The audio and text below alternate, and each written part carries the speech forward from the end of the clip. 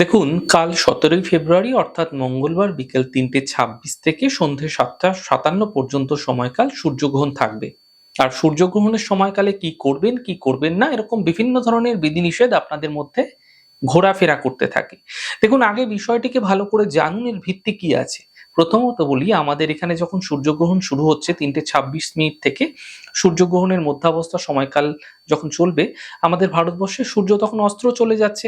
ফলে এখানে কি তার প্রভাব কম হবে? এমনটি অনেকেরই আপনাদের মধ্যে কিন্তু প্রশ্ন আছে। দেখুন, সূর্যগ্রহণ সমগ্র বিশ্বে যেখানেই দেখা যাক অথবা দেখা না যাক, তার প্রভাব কিন্তু সে পৃথিবী পৃষ্ঠে অবশ্যই ফেলে থাকে। কিভাবে এর প্রভাব আপনার জীবনে পড়তে পারে?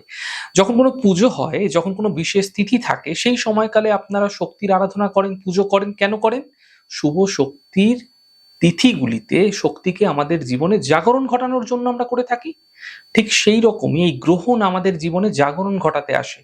তাই এই গ্রহণ চলাকালীন যদি আপনারা মন্ত্র জপ করছেন, ধ্যান করছেন, মৌন থাকছেন, বিশেষ করে শুদ্ধ থাকছেন, সংযমী থাকছেন, সংযমীভাবে জীবনযাপন করছেন, এতে বিশেষ শুভ প্রভাব আমাদের জীবনের মধ্যে প্রতিফলিত হতে দেখা যায়।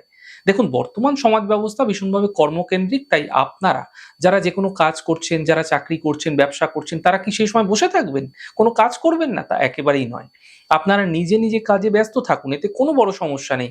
কিন্তু এই যে গ্রহণের যে সময়কাল, এই সময়কালে কোনরূপ অসংযমী জীবনযাপন করবেন না।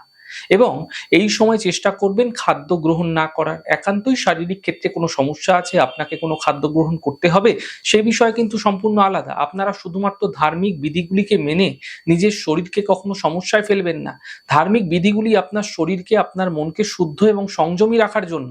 শুদ্ধ এবং সংযমী মনকে রাখতে গিয়ে যদি আপনি আপনার মনকেই কষ্ট দিয়ে ফেলেন, তাহলে আপনি শুভ শক্তি গ্রহণ করতে পারলেন না। শুধু গ্রহণ নামটা শুনলেই হবে না। গ্রহণ নামের মধ্যে শুভ শক্তির গ্রহণ করার বিষয়টাকে আপনাকে খুঁজে নিতে হবে। এই বিষয়গুলিকে মাথায় রেখে চলুন। সম্ভব হলে গ্রহণের সময়কালে আধ্যাত্মিক জাগরণের মধ্যে দিয়ে যে সমস্ত কাজগুলি আছে, ধ্যান, জপ এগুলি করুন। কাজে লাগানোর চেষ্টা করুন। শুভ ফল আপনার জীবনে সাধারণভাবেই মিলবে।